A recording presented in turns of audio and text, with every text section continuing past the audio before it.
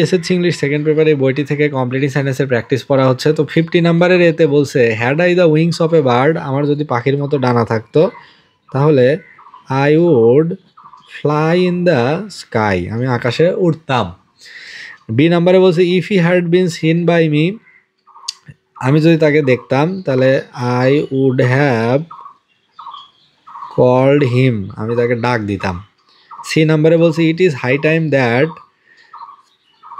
তাহলে it is high time that we leave the place, এটা বসানো যেতে পারে। ডি নাম্বারে বলছে no sooner had we reached the school then the class started, অর্থাৎ যে মাত্র আমরা স্কুলে পৌঁছলাম ওই মাত্র ক্লাস শুরু হলো।